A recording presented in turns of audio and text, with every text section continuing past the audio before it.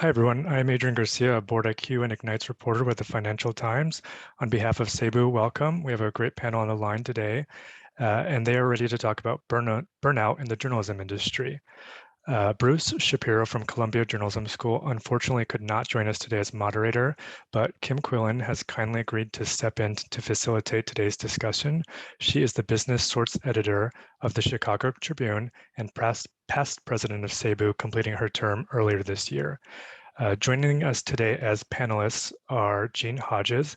Jean is a senior director of news, culture, and communications at Gannett. She works on projects from onboarding to employee retention and has helped navigate Gannett's transition to virtual newsrooms. Also here is Stacy-Marie Ishmael. Stacy is a writer and editor currently based in Austin. She was most recently the editorial director of the Texas Tribune. Also, Samantha Ragland. Samantha is a leadership faculty member at the Poynter Institute. She is also director of Poynter's flagship Leadership Academy for Women and co-directs the Poynter Koch Media and Journalism Fellowship Program. And rounding out the panel is Geri Zeldes. Geri is a tenured professor at Michigan State University's School of Journalism and serves as the College of ComArtsci's faculty excellence advocate who helps recruit and retain staff and faculty. Before we jump in, one quick point of business for our listeners. If you have a question for the panel, please use the chat function on Zoom to submit it, and they will get to it throughout the panel or maybe save time at the end. And with that, I'll hand things over to Kim and the panel. Kim? Thank you, Adrian. It is great to be here with you and with this terrific panel to discuss an issue that is really important in our industry. And I thought I would get started, or we would get started, by just framing the discussion a little bit. I think it goes without saying that the past 16 to 18 months have been incredibly difficult for everyone, regardless of occupation. I was doing some reading on this topic and came across a survey conducted by the job site Indeed, which found that more than 52% of those surveyed across all occupations reported experiencing burnout this year. Journalists are under a lot of the same stresses that everyone else is, but there's some added layers of pressure and some unique dynamics that play out in our industry that kind of ratchets things up. The shift to work from home and remote work has really upended many of our work processes and the ways that we produce the news. The news cycle has been unrelenting this past year, and many journalists have been working nonstop, immersed in stories that they have been unable to step away from. And there's also the economic pressure that the industry has been under. Layoffs, pay cuts, newsroom restructurings. The past year has not been an easy time for our industry. And in recent months, a number of prominent journalists have announced plans to leave their jobs, citing burnout. And this is really an important issue because having a strong and healthy press corps is just so important when it comes to press freedom and the role that the press plays in holding government accountable. And in today's discussion, we as a panel are going to look at where we are at as an industry. We're going to talk about some of the ways that health and wellness can be encouraged and prioritized in everyday news operations. And we're going to talk about some of the tools out there that can be used by newsrooms that are trying to get a better handle on some of these issues. In fact, we would invite those of you who have tuned into this session to not only post your questions for the panel in the chat function, but also feel free to share any innovative things that you're trying in your newsroom to promote health and well-being. We really are at a time when we are all learning from each other on this front. We're going to begin by inviting each of our panelists to speak a little more about these topics. And I thought we would start with Geri of Michigan State. Geri can offer some insight into what college journalism students are going through. And it's interesting, Geri, I think many of us think of collegiate journalism interns and recent graduates as being sort of new blood in a newsroom. You know, they can bring fresh energy and new ideas and new perspectives. But this group is under just as much pressure and stress as the rest of us, I sense. Thank you so much, Kim, for that question. And to segue into that, I too looked at some surveys because I wanted to give you as full a window into what we're looking at in academia. But this is something that I want to really keep in touch with because I counsel and I teach students, and I need to know who I'm teaching, right? And so one of those ways is to look at survey data. And so what our surveys are showing us is that 10 years ago, we had students who reported having a tremendous amount of stress at about the 47% level. So you fast forward to February 2021, and that has increased significantly. 70% of students are facing huge academic pressure, and that's what it is mostly, is that it is academic pressure to succeed. And where that comes from, I mean, we can talk all day about sure the different kinds of media and technology use and the changes to culture, but what is real is that these students are coming to classes and they aren't feeling as well as they did so. So this is a different population of students that I have to be more attuned to and be more empathetic toward because it is a generation behind me. So getting to know them that way and getting to know them interpersonally, giving them time, because all these students want is really for us to be human and to look at them holistically instead of just one student who's going to give them one student who you're going to evaluate at the end of the semester. And for me, looking at these stats has been really reflective and revealing, because I have seen that, there 4 out of 5 students, and that's across the board, go to their professors and talk about their mental and emotional health. And I find that really, really important for me to understand as a professor, because it is privileged information. So what do you do with that? Well, you let them know that you aren't a psychologist and that you don't have training in that area, but you can get them those resources. So really it is about normalizing these students' feelings and knowing that, I get it, basically. But another thing that I wanted to mention is the different hat that I wear at the College of Communication, which Adrienne mentioned.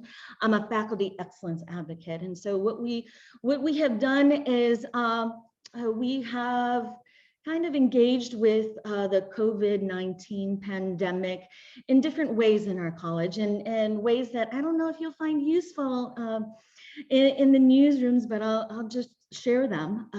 So in response to the survey, the results from our staff and faculty, our dean initiated a COVID-19 relief fund, as well as flexible work schedules, as well as creating this opportunity to nominate your colleagues. Also, what I really liked and appreciated from MSU's standpoint was that they allowed each of us, in fact, encouraged each of us to write a COVID-19 impact statement that could explain away like all the ways that the pandemic impacted our performance in good and in bad ways. So good for me was, I'm writing my first book. So in a negative way, as I mentioned during the pre-panel, I've encountered a lot of canceled festivals and conferences, and I just wanted my supervisors to know that that's what was going on with me. So just an overall view of the several ways that we here at a large Midwestern university have really dealt with just the myriad influences and impacts of the pandemic. Thank you, Geri. That's very interesting. I really appreciate your points there. I think we're going to go next to Stacy-Marie. Stacy-Marie, as we dig into this issue, talk to us about some of the responsibilities that senior management has on this front? I think it's any management. It could be middle management, could be senior management, could be the most junior editor in the room. I want to go back to something that we said at the top as kind of an assumption that folks have about, people who are new to journalism or earlier in their careers coming in as being this interesting source of energy and enthusiasm. And that's true, but they're also the folks with the least power. And a lot of the conversation about burnout, which is distinct from anxiety, which a lot of people have and have developed over the pandemic, or stress or depression, it is a condition that is caused by your work and the conditions of your work primarily, right? So you may be experiencing burnout and it may aggravate other symptoms of other things that you're dealing with, but burnout is a work-related condition. And a lot of it comes from a feeling of powerlessness and a lack of agency and of feeling swamped by how much you have to be doing, the time in which you have to do those things, and your relationship to the things that you have to do. And so certainly one of the things that I've observed is a person's position in the newsroom often correlates with like how they are able or not able to deal with everything that we've been going through. And the folks who feel the least like they could control their circumstances, who feel the least like they can have a conversation with their editors about, this is the time that I need, or this is the support that I need, or like, I don't understand what you're asking me to do, are often in worse positions than folks who can set the terms for themselves and for their teams, right? And I think that one of the reasons that newsrooms are so bad at this conversation is because we're bad at talking about power. And we have a real problem with treating the underlying conditions of like economic precariousness in our industry, the never-ending threat of layoffs, the fact that 2020 was probably the first time that most people had said the word trauma out loud in a context of maybe if we have photographers who are reviewing photographs of dead bodies, we should like get them some help.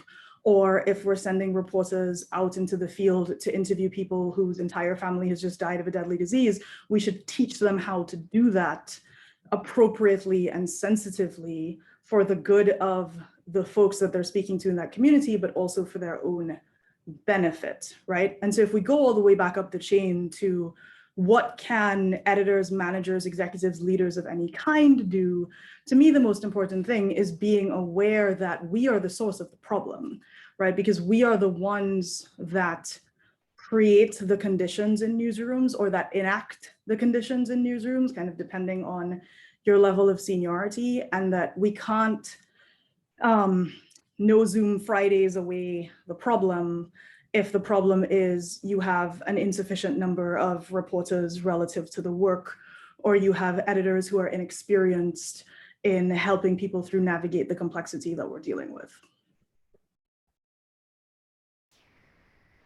Thank you, Stacy-Marie. That is an excellent point or collection of points, and that one that I think we'll be circling back to during this call. So thank you very much.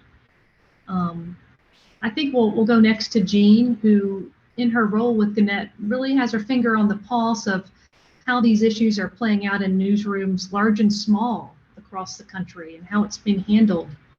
Jean? Thank you. Just really fascinating points too from Stacy-Marie and from Geri. And I think that Geri, you said, I don't know how, some of this will apply to newsrooms. I think a lot of it does, right? I think how we show up as managers, and I think this in some ways addresses some of the stuff that Stacy-Marie was talking about too, but how we show up really can set the stage. It creates the culture in our newsroom. So if you have a leader who is empathetic and who is listening, I think that it's the first thing we need to do as leaders. And I know there are people on this call who are both editors and reporters, or different people in newsrooms. But I think that leadership is setting the the whole feeling of a newsroom. And so often in newsrooms, I've been around newsrooms for a really long time, you have that kind of like mean, grumpy old editor at the top, being mean to everybody. And it's like, I know that's like a stereotype, but I mean, it certainly is true in a lot of the newsrooms I worked at, where, you had people yelling at you. So maybe this whole Zoom remote thing was healthy for some people, like, oh, I'm not being yelled at by somebody all day. But I not to make light of it, I think that Stacy-Marie talks about, the fact that this is a really serious issue, and it's not something that you can just say, yeah, let's just have some happy hours and we're all going to be great. That doesn't solve the underlying conditions and problems. But I think the first thing we need to do as leaders is listen to people and ask, what do you need? And this is maybe a really kind of superficial example, but, I heard this story, and it was, so it's not something that I saw, but there was a new owner of a newspaper, and he came from the tech world and had just bought this newspaper. And he thought, what'd be really cool is if I put in a candy bar. I think people are going to love this. There's going to be candy, and that's going to make people really happy, and it's going to be a fun situation. And he loved this candy bar. And then journalists were all like, are you even kidding me? Like, I haven't had a freaking raise in however long. I haven't, it was so out of touch with what people needed in that newsroom. Or, they had just had layoffs. And it's like, you just put a whole bunch of money into candy when we're suffering here. So I think the first question is, if you really want to do this right in a newsroom, listening to people. And I think at least in some of our newsrooms in Gannett, people are doing that really well. I think that, there are people who are really concerned about the fact that people are leaving our industry because of burnout. And the fact that, stress has always been a part of journalism. It really has in so many ways, as you said, Kim, when you were, doing the lead up. But it just, this universal thing that's happened with the pandemic has really, I think it's just touched off, some last straws. Sort of like, I don't know if I can do this anymore.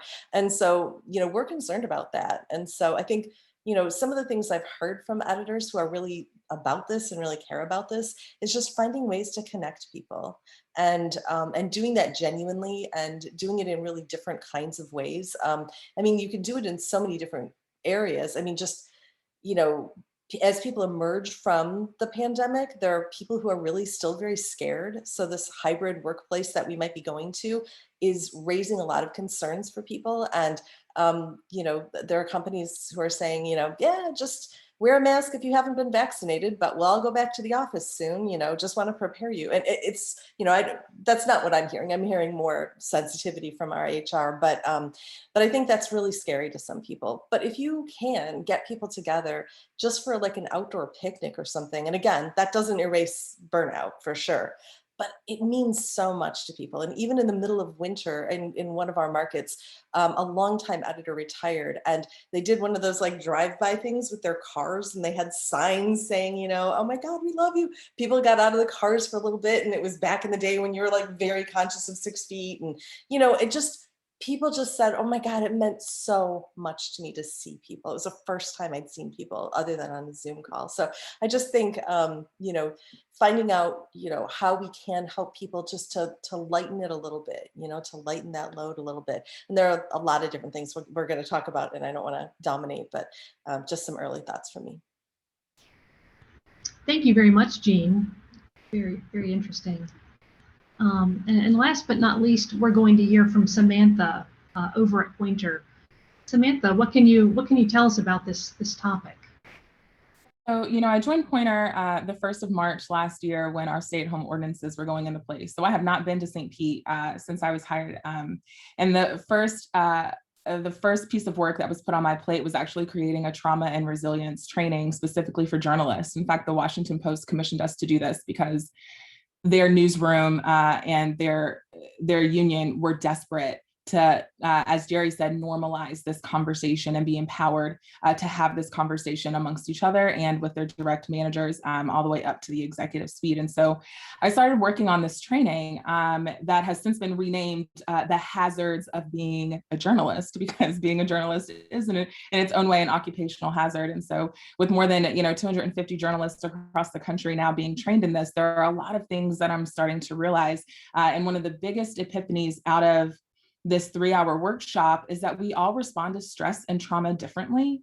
And that's important to know, right? Like, we are in this newsroom, to Jean's point, there are some stereotypical characters, curmudgeonly, veteran journalist, that may exist and some may not, but the fact that we are battling an ability to normalize our own personal response to stress and trauma is a real sticking point that is not allowing us to have this conversation, right? As Geri was talking about the four out of 5 students go to their professors to talk about their mental health, I immediately wondered, what is the difference in that student-professor relationship versus the reporter-editor relationship? Why is that door closed on reporters, or why do they feel like it's closed? And a lot of things have come up, right? If you say, I don't want to volunteer for this story because this story scares me because I look like the face of this story, whatever the case might be, then do you risk not being sent out on assignment again? Are you passing up on, this idea of healthy competition within the newsrooms, passing up on an opportunity that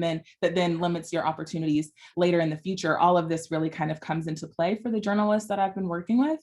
And then in addition to that, figuring out how we can be empowered by the right language so that we can have these conversations. What I hear most often is, I didn't think that I was affected by the stress and trauma of our current situation because I'm just like a video producer, or like I'm just directing coverage from like the safe haven of my home office, right?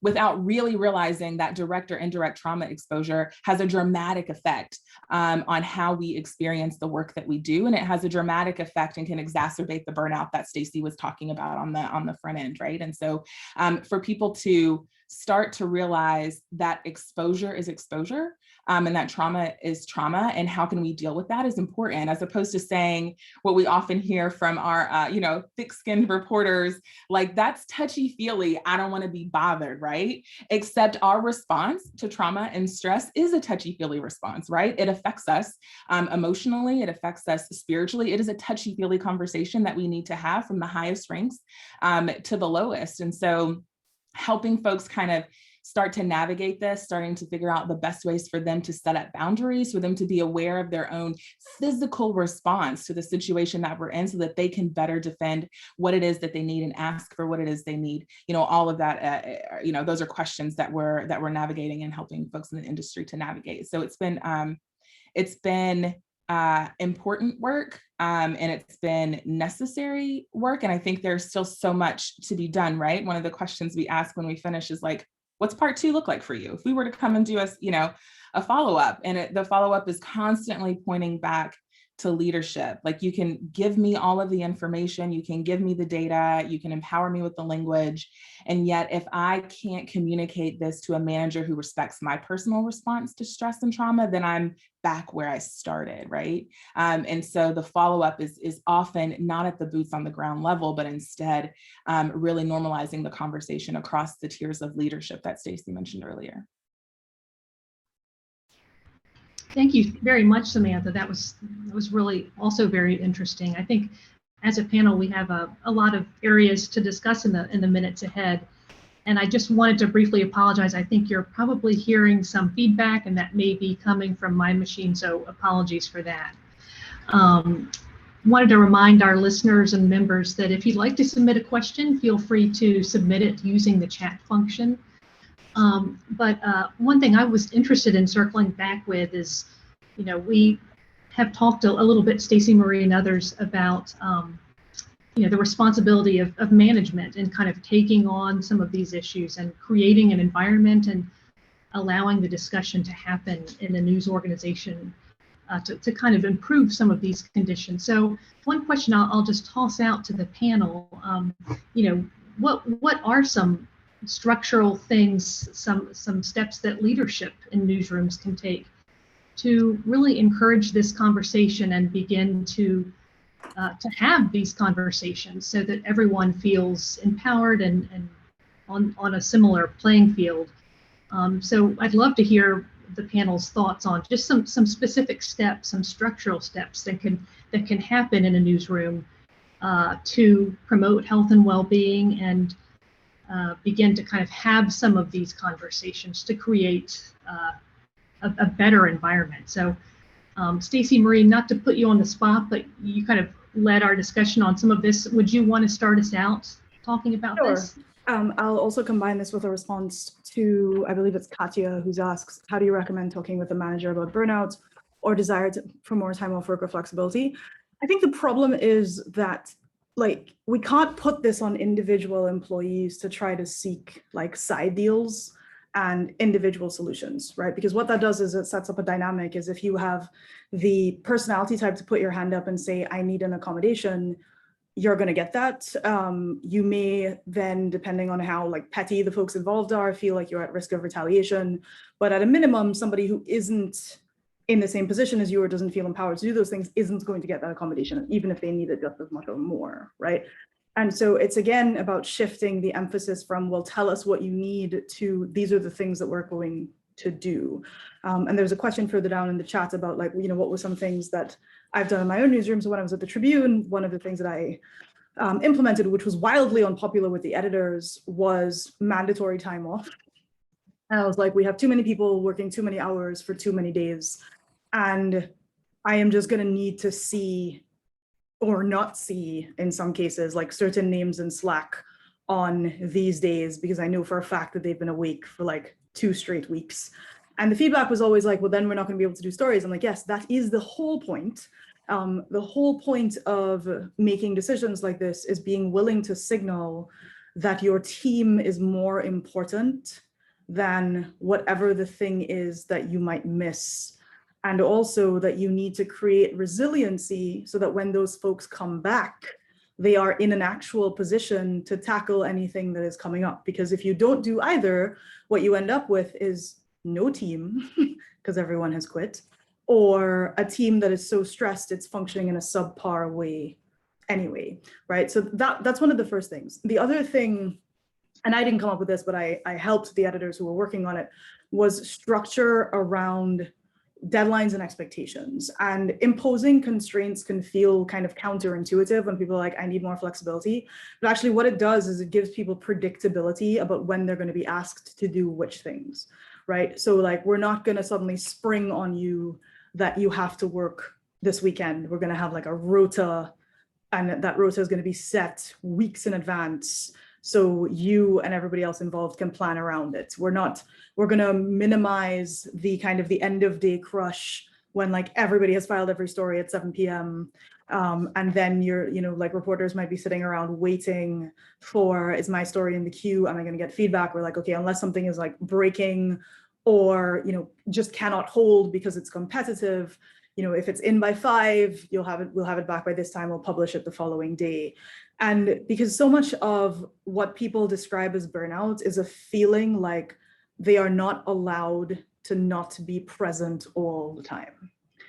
And that is real, and it's something that we have control over, right? So it's like a conversation I had to have with lots of senior people in that newsroom and others is, you Slack a reporter, or you text them, or you call them, and they're on holiday or they're doing whatever, their response back to you, if you are their boss's boss's boss, isn't going to be, no, I don't have time for this thing right now. It's like, hold on, let me just go to a quiet spot, like leave this place that I'm in and take this call, right? And the people on the other end of that conversation will be like, no, they'll tell me no. I'm like, they absolutely will not tell you no. Like that is not how that relationship works. And so again, it's, if we say, okay, these people are off this weekend, but then we call them or we text them or we Slack them, like that's sort of 1, not giving them any reason to believe us, and 2, poor management, because like we haven't figured out how to continue to run the newsroom while allowing people to take a break. Yeah, and you know, Stacy-Marie just mentioned relationship, and one of the things that I've been thinking a lot about with this question is that it really does start with relationship. If you want to foster healthy journalists in a healthy newsroom to promote health and wellness and really prioritize and normalize that conversation, your work with your team and across departments has to be more than transactional. It has to be relational, right? And that is hard to do, right? We have been in a year of unlimited deadline of a breaking news story that just doesn't stop breaking. And so it can become very difficult to reach out to someone and really care if they're okay, because you're on deadline, and you're on a deadline again, right? And like you meant to follow up because you saw they got bombarded on Twitter, but wait, you're on a deadline again, right? And so I'm always encouraging people, as especially in the leadership ranks, and really in the reporter ranks too, one-on-ones for managers and the direct reports is so important to establishing true relationship. I am not saying you need to be BFFs with your team. That's just not always going to happen, but you need to really create relationships so that there is a safe space for them to have these conversations that Geri was mentioning that are happening among the student and the professor. And it's not just, we need to have one-on-ones, but it's how are you empowering your managers to really do a one-on-one right? Like so often the one-on-one just becomes about daily deadline, and a one-on-one needs to be the complete opposite of the daily deadline turn and like the rise and grind and hustle of this industry. It's an opportunity to hear how people are really doing. It's an opportunity to create professional development, to help people figure out how they navigate this industry and continue to grow, all of which can really help ward off burnout because they're not just working day to day, but they're working with a future focus for themselves. And that cannot always happen if you don't have the information. This is why you have a direct manager, right? They should know a little bit more than you on how to navigate so they can help coach you through that process. Yeah, I would say one-on-ones was definitely on my list for this as well. And it's surprising to me how few of those are going on, even in this remote workplace where it's so necessary. And it doesn't have to be every day, or maybe you have a daily call, but that's not the same as the one-on-one I think we're talking about here. We're talking about something where you can really do a check-in, and take a half an hour or an hour once a week to just look at everything, take a step back, and also to ask every single week when you have that call, how are you doing? And to really listen for an answer, because people's circumstances change all the time. I mean, in this pandemic, you might have an elderly parent who just got sick. And I mean, that can happen at any time, but we're in a freaking pandemic still, So not assuming that you know what people's circumstances are. And throughout the school year, for people who had young children, sometimes they were in school and sometimes, oh, no, they weren't. And then, you know what I mean? So it's just like, so many things coming at people, and to respond to those things with empathy. And I think for so many people, it has been helpful over the time here that, if you have a kid come in who's little and has, it's like, oh, excuse me, I'm going to have to just a second, and you mute. And the look on people's faces when that happens is so helpful. Like so many people are like, oh my God, yeah, no, do your thing, but if you have a bunch of grumpy people who are watching that with no compassion, then that people sense that, So I do think the one-on-ones are hugely important. And if you're an employee, so we're talking about leadership, and absolutely this is in leaders' hands. Every leader should have a one-on-one with their direct report. But if you're not a leader, what do you do? And I think it's totally safe to say, as Stacy says, this should not be the responsibility of the employee. It should be the responsibility of the manager. But I'll tell you right now, sometimes managers don't get this. And I think we have to take our own health into account. I mean, or you leave the place, but I think suggesting it, saying, can I put something on your calendar every Thursday at 3, looking at calendars and all that. I just really need this, because communication is essential. We all feel disconnected. And so communication is so huge. So I really love the idea of one-on-ones for sure. And also staff meetings. And what do you do with staff meetings? I mean, certainly you can do the, go around the horn thing, as everybody does in a staff meeting, which, that's fine. And we need to do it. But we can also use those staff meetings for something else. Like you can, at the first 5 minutes of the meeting, the person who leads the meeting can say, you know what, I just want to each day call out one thing I've read that is just blew me away from our staff. I mean, so using praise really, just to help to, again, lift spirits. Or you can say in the first 5 minutes, you know what, let's take time in a staff meeting, just a regular daily staff meeting, just to see like, how are you guys doing? How are my editors, my direct reports doing?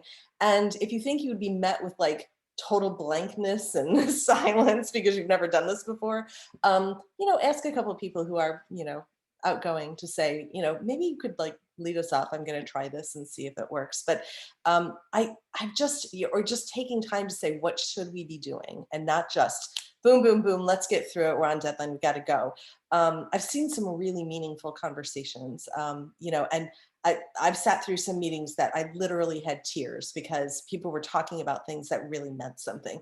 That only happens when you have leadership that's willing to open that up. And I think it means so much to people when you can get to those places as a staff. Thank you, Jean. Geri, did you want to jump in? Oh, Samantha, did you want to say something? Go ahead. Sorry, I thought we were moving on to the next question. I had one other thing that I wanted to bring up, but Geri, I'll toss it to you.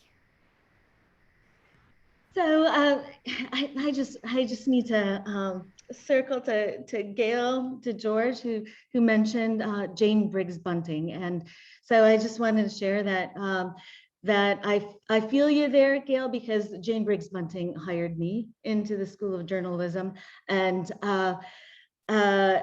I also want to underscore what she had to say, because the power of mentorship is wonderful, and I just want to toss out there something that we do at the School of Journalism and the College of Com Arts and Sciences that was policy driven, is that we created this mentoring program where especially those who are onboarding and new to the college culture, they're set up of their own choosing a circle of mentors, because you ask faculty, and because that's something that I've worked on too. It's not enough to recruit, but you have to retain faculty. Is if they're happy, and one of the questions is really what that question is really revealing, because mostly it relates to feeling good and feeling that like you belong, and part of that is having like a circle of people that you can rely on, whether it be through academic or through personal reasons. A faculty member will stay because they see themselves long term if they have people who are willing to mentor them and to show them about culture and the environment and all these other things. So that's just one structural thing that maybe a newsroom could consider. And it doesn't cost much for me to put together a spreadsheet and try to put those names and faces together, but could be a great exercise even in small newsrooms. I try to pair or try to put together relationships if the faculty member doesn't see somebody in the college, perhaps somebody outside in the College of Music or Arts and Letters would be a better mentor. But making, especially for those who are new to MSU, those connections for them can be really important. Thank you, Geri. Samantha, feel free to jump in. I didn't mean to cut you off earlier. Yeah, no, it's okay. I just wanted to make sure that I talked just really briefly about coverage postmortems, but I do agree completely with Geri, right? Like, one of my favorite things as I've grown in my career as a journalist is just the expansion of my network. I love connecting dope ass people. Like, I'm like, oh my God, no, but Stacy-Marie needs to meet so-and-so. I need to make it happen like right now, right? And so, and that's a part of your growth, right? Is how many people you know and how they can really help each other, what those growth points are. And so I love that Geri is thinking intentionally about that, having been a part of newsroom mentoring programs that like kind of start and then they like kind of stop, or then they start but then they never really stop, and you're not really sure why you were selected for so and so, like it can be like kind of messy and vague. And so I think intentionality is really important. But in addition to that, one of the things I know we were talking about just structural steps that a newsroom can take, and coverage postmortems are just a part of our culture, right? Like, what has happened because of this investigation? How did it work? How can we iterate? What can we do better next time? Likewise with breaking news. That's how you get good at just like hit the ground running when it comes to breaking news situations. Never have I ever been in a postmortem where a part of the conversation is like, so for the journalist who touched this story, really, how are you? Like, let's make this an agenda item. Let's ask the question so that people are coming in understanding that this is a conversation not just about the coverage, but about the people who have done that coverage. And let's give space for that. I think that is really an easy way to add and start normalizing this conversation and really connecting it to the content, right? So often we as journalists, I think, are not comfortable having these conversations outside of the content because we see ourselves as so 100% journalists. That's what makes us so resilient. We believe in the work that we do. And so if we can start to connect those conversations directly to the coverage, maybe we can start to expand and start to really understand okay, so-and-so's, they're out of, their search capacity is completely empty. We need to give them some space, right? The 12-hour shifts have worked in the past. They're not working now. How can we change that so that our people are constantly refreshed the next time we end up in a story situation like this? So. Thank you, Samantha, for circling back to that. I was just scrolling through some of the questions that have come in and thought I would try to combine two of them. There's a question from one listener about, any tips for day-to-day, how you handle burnout and stress. And then later there's a similar question, how do you, what are your tips for promoting self-care? Like encouraging people to just find the time. So we have talked a bit about kind of the macro institutional steps that can be taken. If you're working with an individual or really kind of getting down to the individual level, what are your tips for, just treating burnout and stress and relieving some of that pressure on an individual level? I think that's a helpful thing to address. So I'll just toss that out to the panel and see who would like to start with that.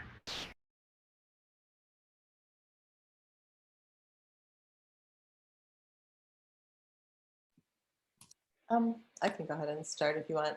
But it's, just if I'm a person, one of the things I've read about burnout is a lot of times just saying to somebody, well, you could meditate or something, that would be good. That's not exactly, because I think, as Stacy pointed out initially, I mean, this is really a part of our work. And so how do we do this? I think there are really basic things, though, that managers can remind people to do and can model. I mean, I think if you have a manager who says, no, I think you should, have an 8-hour workday, go home, and then they work till midnight and are sending you all kinds of stuff all throughout the night, you're not, it's just, you're not getting the right message across. But telling people to take breaks from their computer, even during the workday or whatever, especially because a lot of what we've been doing has been so much here instead of being out reporting. It's been like, a lot of people, unless you're covering protests or you're covering like, okay, I'm going into a hospital, I'm going to do a story, about doctors, who are burned out and that kind of thing during the pandemic. A lot of our work has really been here in on Zoom calls and stuff like that. And so taking breaks from that are hugely important. Taking a walk I talked to a reporter, because I don't often talk to reporters anymore, just to say, like, what do you do? How are you managing this? And she's like, I absolutely in the beginning was working all the time, and I literally had to disconnect. I had to. And taking a walk, don't eat lunch in front of the computer, shut down at night. Have ways, and really talk about this. I think this gets back to structure a little bit, but have ways in your newsroom where if you really did need to reach somebody, there's a way to do that. But like, maybe that's not email. Maybe that people don't have to look at their email all the time. Maybe it's a text, you know what I mean? And I'm only going to do that in a real emergency. But other than that, you can disconnect, and so shutting down at night, limiting your time on your phone and social media. And I know that journalists feel like, again, social media is so ingrained in our work. We get so many ideas from it. We've got to be on it. But it is still, it's so damaging, I mean, to constantly be on that way. So we absolutely have to check in. I get that on social media, but just making sure that you're aware of how much time you're spending. And now there's all this cool stuff on your phone, right? That pops up and says, oh, you've spent way more time on your phone this week than you normally do. I mean, those are good pieces of information, but also just finding your own ways to release stress. And I think that can be meditation if that's your thing. There are apps for that. It's kind of fun. There are really simple ways to just ground yourself in your body, because I think that stress is so, your mind is running, and again, stress and burnout, not exactly the same thing, but a lot of times manifesting in stress. So, just taking time to just slow your breath down if you can, or just feel yourself sitting in your chair and stuff like that. There are things you can do that way.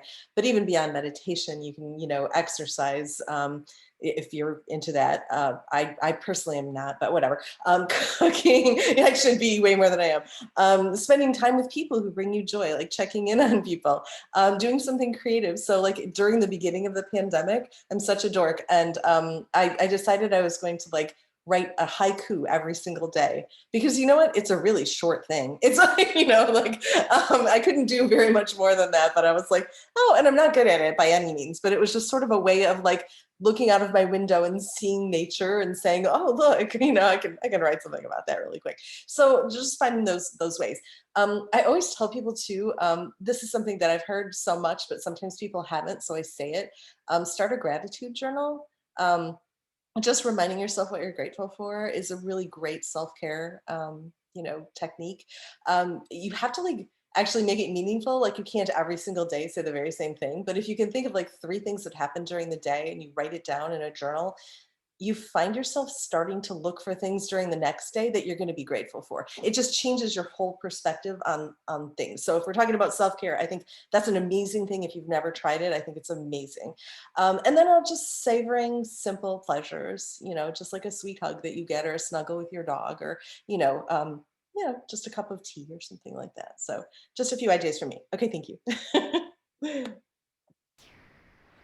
That's great, Jean. Anyone else want to jump in and share a few thoughts on this? I would just add, I think that was such a great list, Jean. When it comes to working from home, figuring out what boundaries you're setting are really important.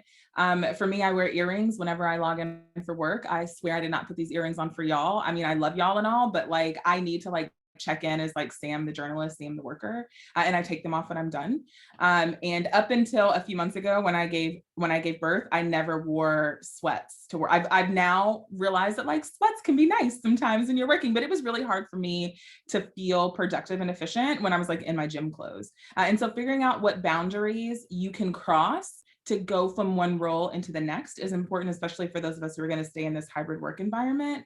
But I think really beyond that, something that I'm starting to really think about is burnout really truly within the workplace, and what can we do within our professional selves to help ward off burnout. And I think one of the things, like if I was still running a team, I would be really focused on pulling my reporters out from the day-to-day. How can I help them really use different parts of themselves, of their brains, to continue to do the work that makes our work as local journalists impactful and important, right? And so that may come in the form of creative problem solving, launching a new product, doing brainstorms around coverage areas or communities that we've always covered, but let's now start to cover them differently. And we need to be intentional about thinking about that, as opposed to this, you get into this rhythm of like pitch, report, create, publish, pitch, report, create, publish. And like the work that we do is so much more than that, right? And so if I can start to find ways to slow my people down, I think that would help them, right? Because now the burnout, being on this hamster wheel, as Stacy-Marie mentioned, I'm physically saying we're moving you off of that, right? And so I would encourage you to kind of think through what that would look like for you, for your team, for yourself, just as a journalist.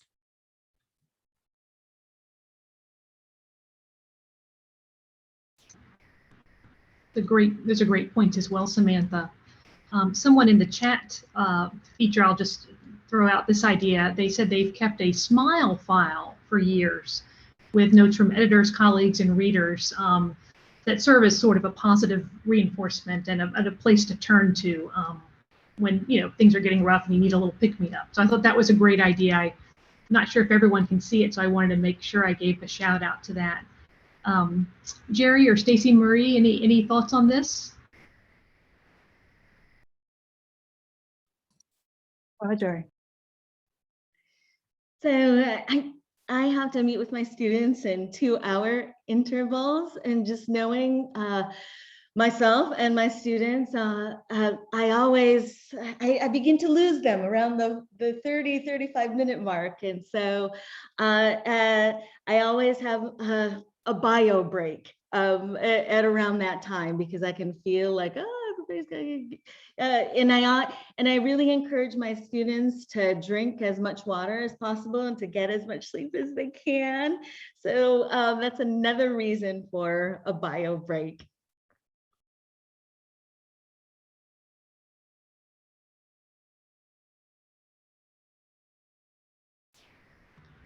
Thank you. I was just scrolling back through the questions to see if there were others here. And here's one that came in early on that I'm not certain that we addressed. It is a question from a listener who asks, how do you recommend, how would the panel recommend that a journalist speak with a manager about burnout and a desire for more time off or work flexibility at a time?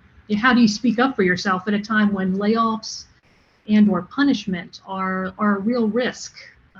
Kind of don't want to be punished for speaking up and asking that. I think we did try to address this by, having less of the onus be on the reporter. I think that, look, it's not that for the past 20 years before the pandemic, there weren't layoffs or everything was super chill in newsrooms. Like we have seen, when I worked at BuzzFeed News, there was an era in digital when like every 2 weeks you would buy a different set of drinks for a different set of digital media people who had all just been laid off. Or, you're kind of seeing what's happening with local news organizations. You're seeing what's happening with kind of like the big conglomerate type things. Like layoffs and economic precariousness are kind of an indictment of and a reality for our industry. And the challenge is you have to do the thing you have to do because that's going to be true wherever you are, right? There isn't really a place where you have a grass is greener. And that's one of the reasons that either you have a union or you have a management team, and in some cases you have both in like the holy grail of newsrooms that are appreciative of the fact that it's not about an individual accommodation. It's about creating environments in which somebody doesn't have to worry about having that conversation with their manager because it's normalized in the one-on-ones. Or someone is proactively holding, it might be HR, it might be someone else, proactively holding people who have direct reports accountable for like, hey, nobody in your team has taken any time off in the past 6 months, like what's up with that, right? And I have been on the record for years of saying that newsrooms are not paragons of good management, but that's not an excuse, right? Like there's no reason that we shouldn't be, but the fact is we often aren't. And so that does mean it puts more pressure on individual folks who might be outside of that management layer or who are even in that management layer to try to be putting their hand up to say, this isn't working for me. Thank you, Stacy-Marie. Another question that just comes in, which speaks to the longevity of the story that we're all kind of continuing to be immersed in. The question is, how do we prepare ourselves and our staff for coverage of this next COVID variant? She says, like many, I am dreading this next wave of COVID coverage and the Delta variant. And it's a good point. I mean, it's a reminder that this is, we've alluded to this, but it's a very ongoing story. There have been lots of cycles of it. And I guess it speaks to the difficulty sometimes to just keep going, to keep energizing yourself for round 2 or round 3 or round 4 of the story.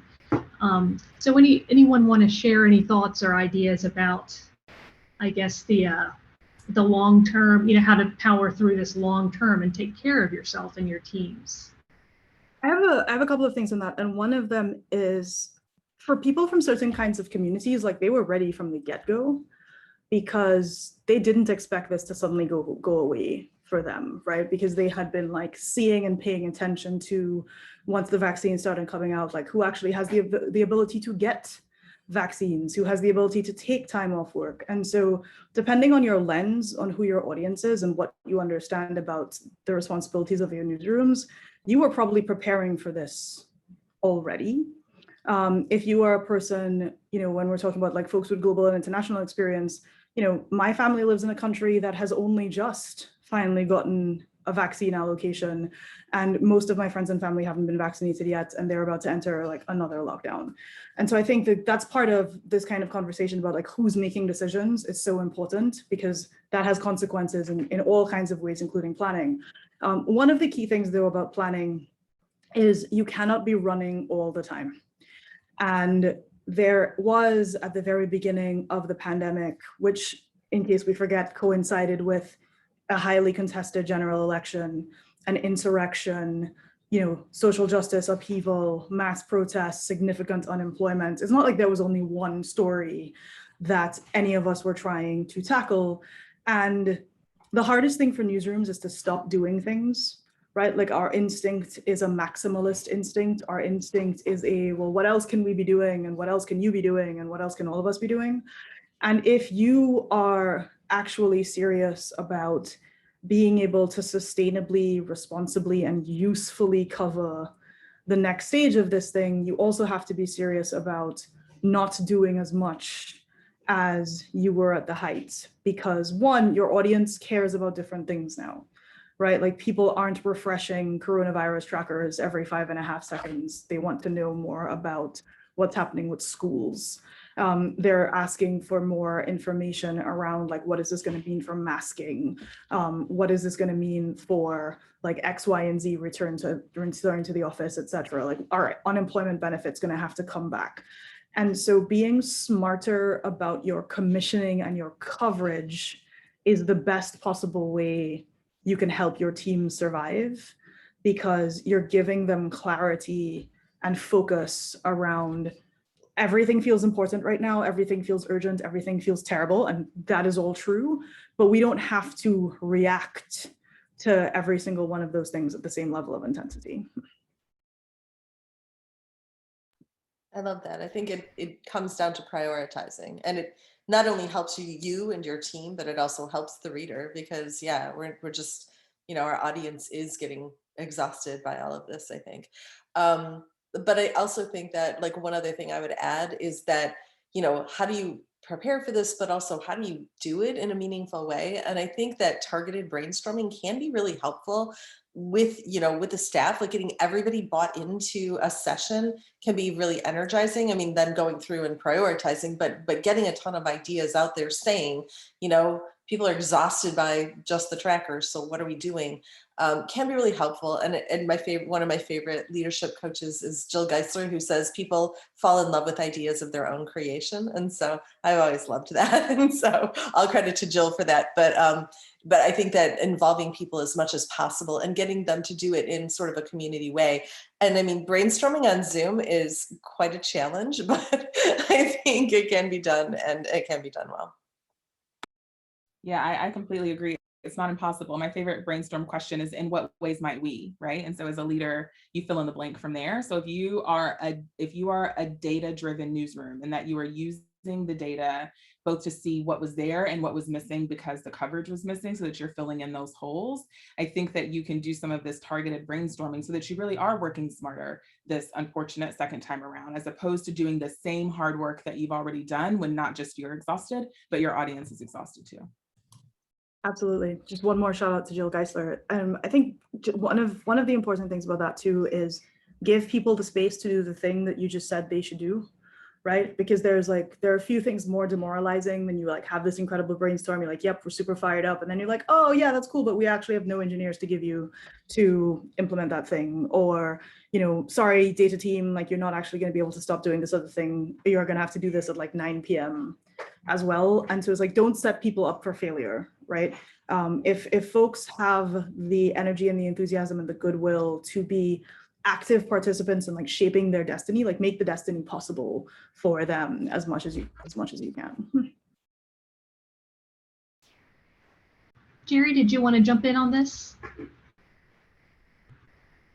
So when I'm trying to get students to stay interested in journalism, I call on some of my journalism heroes to give them a boost, because it's always just that quick lift that lets them know that, okay, journalism, we are the historians of our time. Our place is really important, because we just want them to keep telling stories. And also too, I encourage my students, if you can't give me 800 words, can you give me 600 and give me a Zoom and audio and some photos? So giving them the opportunity to tell stories in multiple ways that they may feel more comfortable in is freeing for some of the students.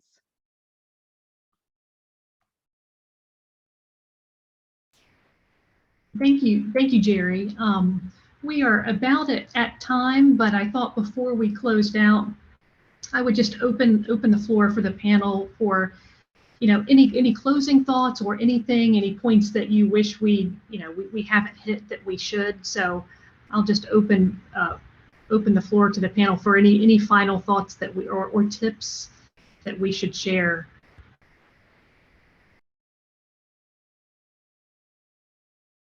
I just want to recommend that people either take, Poynter up on that training or look into the stuff that DART is offering.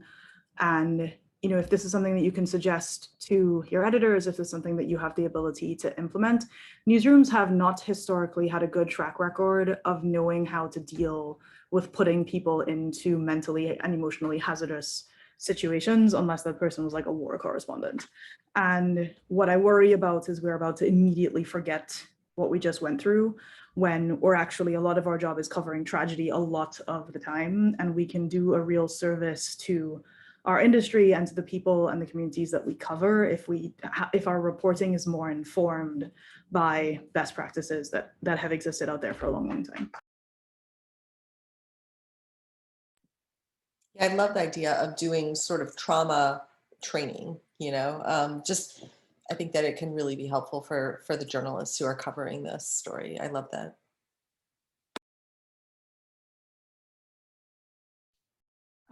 So yeah, I would say yes, for sure. I'm more than happy to answer any more questions about the trauma and resilience training, which continues to go through iterations. We've had 2 special trauma therapists who have coached us and worked on that. Both of them have worked specifically with journalists on the field, on the ground after 9/11, after the Sandy Hook shooting. And so they are specialists in coaching and working with journalists through trauma, stress, and burnout. And the next iteration will have another we'll have another trauma therapist. And so our goal is to continue to iterate this based on what journalists need. But it's not just from Poynter, like Stacy-Marie mentioned. DART has trainings. Do anything that you can to elevate your understanding of trauma, of stress, of burnout, how to continue to cultivate and activate your resilience as a journalist, your resilience as a manager, your resilience amongst the people that you're responsible for. Just be intentional about caring for your people holistically. And I think you'll see, some really good returns on that. Thank you, Samantha, and thank you to the panel. I'm going to send things over to Adrian, who is going to close us out. But I just wanted to say, offer my own thank you to each of you. I think it's been a very inspiring conversation, and I know myself, I leave this conversation feeling a little bit better and having some ideas about steps that can be taken. So I genuinely appreciate and have enjoyed our time together, and thank you to each of you very sincerely. And I will send things over to Adrian. Thank you, Kim, and thank you again for stepping in unexpectedly today. It was really a great discussion. Every panelist was incredibly knowledgeable. So hopefully the attendees were very engaged. So hopefully everyone enjoyed this discussion. I know as soon as the link with the recording comes out, there's a few people I'll be sending it to. So keep an eye out for that. And so to our listeners, keep an eye out also for SABEW's next monthly training session. Next Wednesday at 1 p.m. Eastern, we have 10 fundamental documents and data sets new business reporters need to know about. So please see SABEW.org for more information, or just keep an eye out for your email. And finally, if you have any suggestions about future training topics or feedback today, you can email sabew@sabew.org. And with that, this concludes today's call. Thank you again, everyone.